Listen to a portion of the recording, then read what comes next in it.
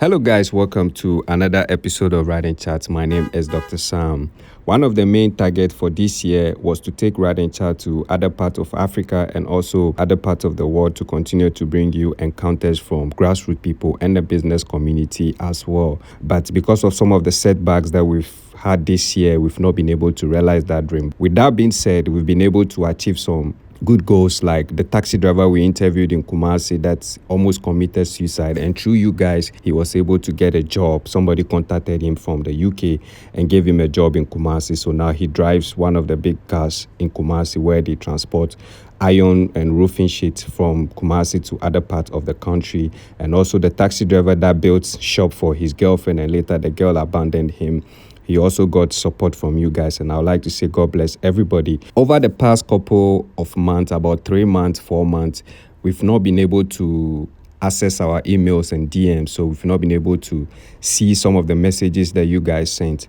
And recently we were able to access them. We were able to go through our DMs on TikTok and Instagram, and also some of the comment sections on YouTube as well. And also phone conversations that we've been having with people around the world that reach out to share their stories with us. Some of them are really, really shocking. And we realized that we've gotten a lot of emails and DMs from people. Some even shared their stories, and some of the stories are heartbreaking. So we decided to bring this episode that we'll be shooting almost every weekend. The stories that people have shared with us in our DMs, through phone conversation, and even emails to you guys as well, so that you guys will be preview to some of those encounters that guys have shared with us. About a week ago, I got a call from a man in the United States who told me he has a story to share. First, he DM'd me on TikTok and told me he has a story to share, and he would like my phone number to have that conversation with me. So I quickly sent the number to him, and then he called me. One of the first thing that he told me was, in this life, your association determine your fate, whether you end up in a good spot or a bad spot. And immediately I knew his encounter would be very shocking, because when someone starts a statement or his story with such a powerful statement, you know that he has been through a lot. So I asked him what his story was about, and this is what he told me. He was a corporate worker when he was in Ghana, but it got to a stage he became a family man, he got married, and things became so tough for him. So he took the decision that he wanted to leave Ghana to other parts of the world, whether either Europe, America, or anywhere that he can find a good job and do it, so that he can send money back to his family, including his wife. Initially, the idea was, that was before 2011, the idea was for him to go to Libya, use the desert to Libya. But he realized that some of his friends that were not in the corporate world, were like more of the boys that want to hustle, use the desert, and some couldn't make it back. Some couldn't even make it to Libya, and we've not heard from some of them for some time now. So some are presumed dead. And on this show too, we've interviewed a lot of people that have told us that the journey through the desert to Libya back then wasn't easy. Sometimes you get to a place where all your foodstuffs are finished. The water that you carry you've run out of water. And sometimes some of them drink urine. I've interviewed people on this show that have shared such stories, and some of them are really heartbreaking. So he said because of those things, and also some of the friends that couldn't make it back, some they couldn't hear from them, he decided that Libya journey through the desert, he wasn't going to encounter it, because before Gaddafi was killed, Libya was more or less like the place more of the Western Africans go for greener pastures. And then after Gaddafi was killed, we all know how Libya has become now. He decided to save money and then make it to Europe. So he had a friend in Europe, in Spain. He contacted the friend that this was his situation and he wanted to finalize his paperwork and then travel to Spain and see if he can get some work to do over there. After hustling, taking some loan and working for many hours to gather some money for himself, he was able to do his papers and then travel to Spain. He met the friend that he called over there. But the friend was then staying with somebody else, so he couldn't stay with the two of them in the room. And that friend introduced him to another friend in a different state or different region within Spain. When he got to that other friend's place, there were also two friends, but where they were staying, the place was a bit bigger. So with him, in addition, now they become 3 friends staying in that same room. whilst he was preparing to look for work and also get his papers so that he will not have deportation issues with the police, immigration service, and all that when he has overstayed his term within Spain. After some time, the two friends that he was introduced to that now he is staying with them. One of them had his papers in Spain, so he can move freely. He can do whatever he wanted to do across Europe and other places because he had a Spanish card. One thing that happened was that the one with the papers has low self-esteem. From what he was telling me, the one that had the papers that he could move around freely had low self-esteem. He couldn't approach women because he doesn't even know how to propose to women. We have guys like that do not know how to approach women, how to talk to women. They are shy because of low self-esteem. And the other roommate too had no papers. He was just like the man that traveled to Spain. So he had like high self-esteem. He can approach women. He can propose to women. He can talk to women very well, have like a good conversation with women. The one with papers was working for a company, and then he introduced the other friend to come and do like a menial job, like cleaning job in that company. So he goes in the morning to go and do the cleaning and everything within the company. And then the one with papers, he is working in the office space within the same company. So one thing led to the other, and the one without papers met a lady within the company that they started, having conversation, and then relationships started over there. But the one with papers was also interested. He was crashing on the lady, but for some time now, he couldn't tell the lady that he was crashing on her. And the one without papers didn't know that this one was also crashing, his friend or his roommate was crashing on the lady. And later, through conversation and through petty arguments between the two of them, the one that traveled from Ghana to Spain to stay with them got to realize that there was tension building between the two friends, between the one that had paper and the one that didn't have paper because of the girl. And the girl too was already in love with the one without paper. So the one with paper felt that he was the one that saw the girl first, and this one came to take advantage of the situation. And because he had high self-esteem, he was able to speak to the girl, and the girl also fell in love with him. And that was how the relationship started for them.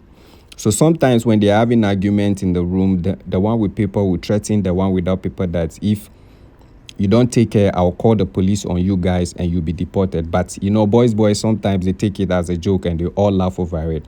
Not knowing the one with papers was actually becoming so jealous, and he was serious about calling the police on them, on the other one that the girl was in love with. And the one without papers too wasn't in a rush to kind of like marry the girl to get papers because he doesn't want it to look like he's taking advantage of the girl. And the girl too didn't know that he wasn't having papers. You just met a girl, you proposed to her, and you guys are starting a relationship. You don't want to go and use your illegal immigration stuff to start worrying the girl with that. So he said one morning around 5:30, the apartment they were staying in, they had a hint that the police were coming there to do a search, which is something that hardly happened. But if there's a call, if somebody places a call to the police that there's something happening within this area, the police arrive just to do their investigation. So early in the morning, it was snowing, the snow was falling heavily, and then they got a hint that the police were coming to the apartment to do a little bit of search. So the one without papers, out of panic, he ran downstairs just to swerve the police or to dodge the police and hide somewhere. When the police do their search and they are gone, he can, go back to the room and wear something. And he ran downstairs wearing just boxer shorts without anything. He was just wearing boxer shorts, thinking the police will leave immediately after doing their search and then he can go back to the room. But apparently the police took time. They took a lot of time doing the research, searching the apartments, and also arresting some of the illegal immigrants from Africa and other parts of the world, the Philippines, the Chinese and other places. They arrested all of them and were preparing for questioning, and also some of them will be deported. So the process took time. Doing the search in the apartment, the process took time and for some time. So the one without papers, as he ran down in his boxers without wearing anything, and it was also snowing heavily, by the time the police finished doing their search in the apartment, he was already dead in the snow. The friend was already dead in the snow. And that was one of the shocking moments that he got when he first got into Europe. He was telling me it was one of the craziest moments that he had, because prior to that, just a few minutes, they were all in the room having conversation, chatting and laughing, talking about life and all that. And then the police arrived, and just a few seconds or a few minutes, he was just running downstairs because he panicked. And then after the police left, after a few hours, he had died. And he said that was one of the things that shocked him to the core, because later, what made the whole situation very shocking was that later they got to find out that it was the friend, the one that had papers, that reported, that gave the police the hints that some Africans or some other citizens are staying in this apartment without papers. And then they came to arrest some of them, and also through that their friend also died. Because of that, he was arrested. The other friend too was arrested, but he had papers, and you couldn't blame them for the killing of the friend also. So he was deported back to Ghana. The other one continued to stay in Spain because he had papers and he was also a citizen. So he said when he came to Ghana, when you're deported, it takes you some years. You have to stay some years before you can make your papers and travel again, especially when you want to go back to Europe. You can go to other countries, but because of the deportation, sometimes when you're applying, it becomes an issue. When he came back to Ghana, his wife was then pregnant. So he was thinking, okay, before leaving, he just got to Spain about 4 months or 5 months when the issue happened and he was deported. So he thought before leaving, he was married. They had a lot of sexual encounters. So it's true that the wife was pregnant, and then also the baby was his. So he said because of the deportation, now he's back to Ghana. He needed to work very hard to pay off some of the loans that he took before traveling to Spain. So he started doing what we call in Ghana, like working certain menial jobs that he could get in Ghana to do, and also blending that with some of the corporate links that he had to gather the money before traveling back to Europe, because he was determined that he will either go back to Europe or find a country that he can work and get money. His wife gave birth. But there was something strange that he noticed about the kid. So out of curiosity, he was talking to one of his friends, and the friend said, okay, if you are noticing something strange about your own child, why don't you try the DNA test? Because you travel less than 4 or 5 months, your wife told you she's pregnant, and now you came back and 4 months later she gave birth, and you have noticed something about the kid. So why don't you do a DNA test to see whether the child is your own? If it's your own, you continue taking care of it. If it is not your own, at least you know that, it is not your child. So initially he was a bit skeptical about doing that DNA test because, going to drag his wife through all this process. And so the friend told him, don't tell your wife, you can just do it behind her. Whatever the result is, you can either keep it to yourself or you can discuss with her later. By that time, you've already done it. So later he decided to do it behind the wife. And shockingly, what he realized was that the child wasn't his own. He approached the woman, and then conversation started going on. He told the family, the woman's family, his family as well, and then they had a meeting. And through that meeting, one thing he realized that blew his mind was they used to stay in this compound house where the time he was in Ghana, like a compound house, which is more or less like apartments, chamber and house self-contained. So the time he was in Ghana struggling before he went to Spain and he was deported, there was this neighbor that was he had a bit of money. So he confessed his challenges to the neighbor, and the neighbor used to help him, give him loans and all that to support his family. Apparently, he didn't know that as the neighbor was giving his family loan or was giving him loan, the neighbor was also sleeping with his wife after he went to Spain. He didn't know that. So through the DNA test, he got to realize that it was the neighbor that actually impregnated his wife, and then the child belongs to the neighbor. The woman that he thought he could trust, because they dated for 5 years before they got married, so he thought he knew the woman. Because the neighbor had money more than him and the neighbor was giving him loan, that woman got pregnant for that neighbor, not for him. And the whole dilemma that he was facing drew him into serious depression. He said he went into depression for almost a year. Depression, stress. He would just be walking and be talking because now he feels his life is at a turning point. He has been deported back to Ghana from Spain. His wife also got pregnant for another man. And now he's left with nothing. He's back to square one. He's broke and he has to start life from scratch again, and it wasn't easy. If you could do this behind my back, imagine if I travel for 2-3 years. It means that you will get married secretly to another person without telling me. He decided to forgive the wife initially so that he can stay. The kid was given back to the kid, now belongs to the neighbor. So it's more or less like the kid is now his stepchild. But he realized that the woman wasn't changing, because when he came back to Ghana, he was broke. He had no money. So it's the same situation. The woman will complain when he wakes up in the morning. She will be complaining every day. You travel to Europe. They've deported you. You pay this. Plenty complain over everything. When he goes out and he doesn't leave money down, by the time he'll come, the woman will just fetch water and put it on the kitchen sink.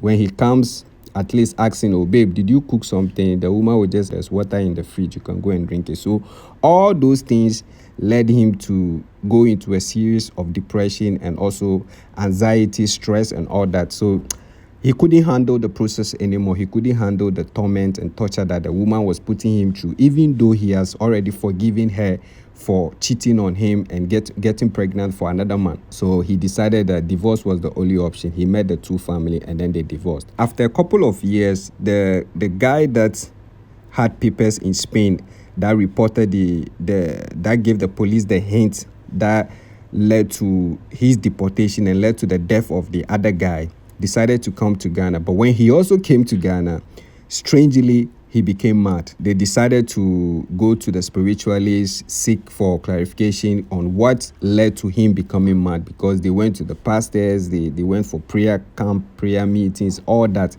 None of them worked. What the spiritualists told them was that the guy caused the death of somebody, and that wasn't even the big issue. He tried the same thing on another person, and the person has taken him to this spiritualist to cause all this madness that he's going through. So if he wants to actually be healed, he has to go back and apologize to the second guy, because the first guy is already dead and they couldn't even tie the death to him directly. But based on his research, he realized that it was the friend that gave the police the hint that led to the death of the other guy in the snow. So he said he stayed in Ghana for many years, trying to save money again, preparing, and also he was growing, so he didn't know how to start life. And when he got to Europe, he realized that if he stays in Europe and struggle for some time or hustle for some time, he could make it easily over there as well. Now he's trying to struggle his way back to either Europe or find a way to America. He worked this way.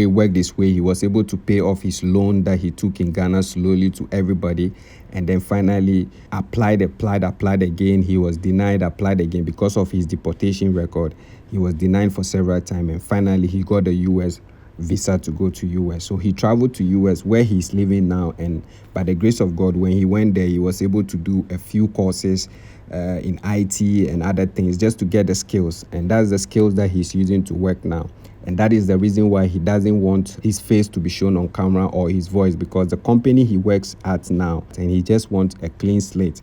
And the funny thing that happened to him after he got to America, after 2 years of working and he started making a little bit of money, the woman that he divorced, his wife that he divorced, called him, begging him and crying over the phone that he has made a big mistake in their life. And he told her straightforward on the phone that there is no way he's going to be a fool for the third time, because you cheated on me when I left Ghana. You got pregnant for another man. I came back. I realized that the child was not my own. I forgave you, said we should stay together. You went back to make me feel less of a man because I wasn't making money when I came back to Ghana.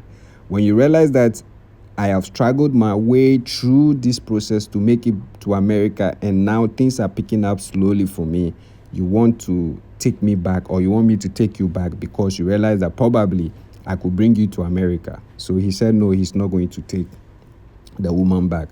So guys, this was a story that the man told me during our conversation, and he was saying sometimes when you travel out there, you should be very careful who you associate with, because the people you associate with sometimes determine your fate. If the other friend hadn't introduced him to these two friends, all these issues of deportation wouldn't have happened. And secondly, too, when he was staying with those two friends in Spain, he realized that the one with papers was a jealous type because he had low self-esteem.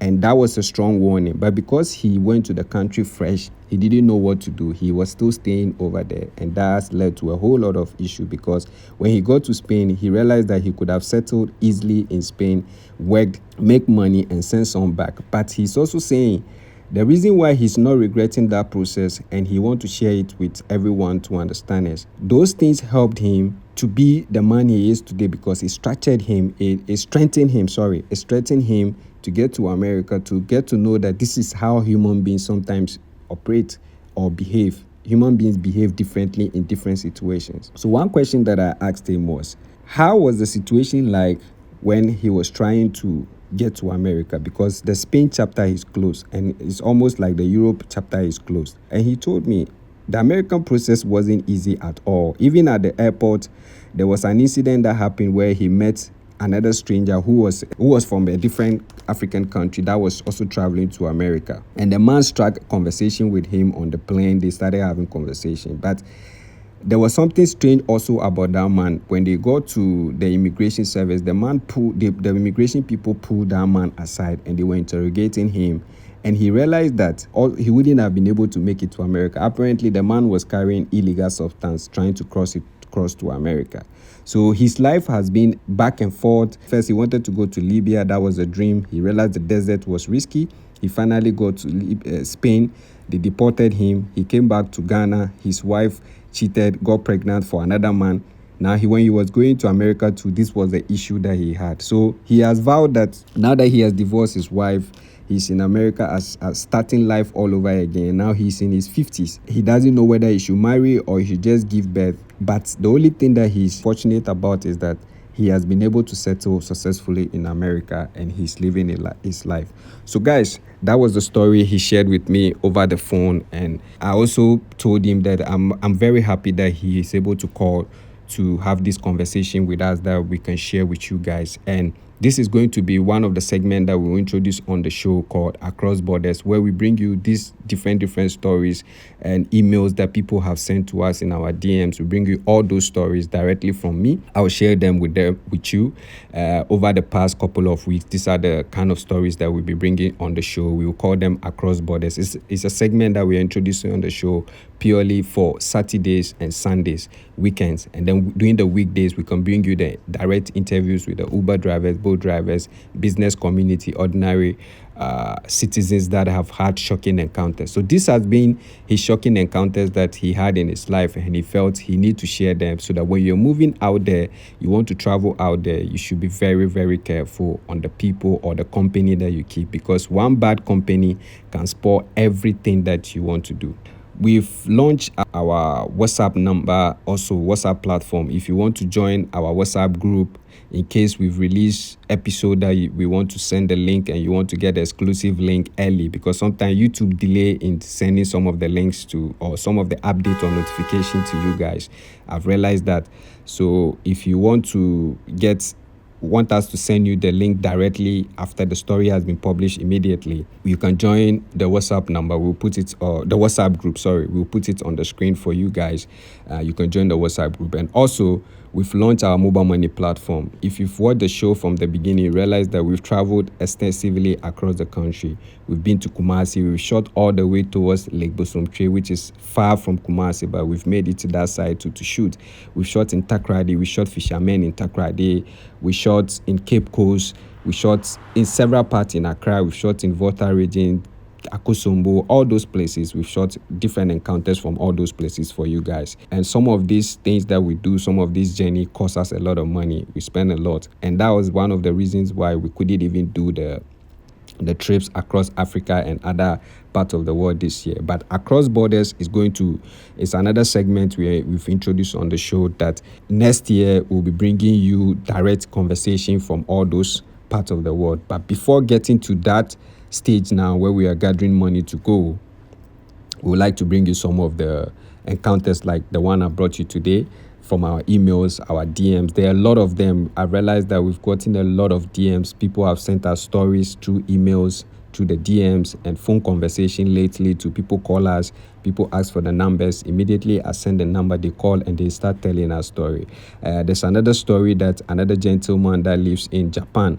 shared with me. I will share it next weekend. So next weekend, Saturday, Sunday, we'll publish 2 different stories, and within the week, we'll publish the normal conversation that we'll be having with the business people, Uber, Yango people as well. We've put the mobile money number on the screen. Whatever amount you want to donate, 1 CD, 2 CD, $1, £1, whatever you want to donate, please, you can send it to the mobile money number, so that we continue to expand the show and bring you serious encounters from all over the world, that we can all learn something from each other's encounters that on a daily basis to impact our lives and know how to structure our lives. Because sometimes you find yourself in situations that if only you had somebody else's experience, you could use that one as a yardstick or as a blueprint to provide solution for yourself.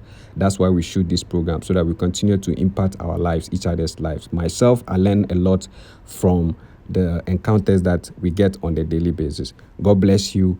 Until we meet again, it is bye-bye from myself and everyone else.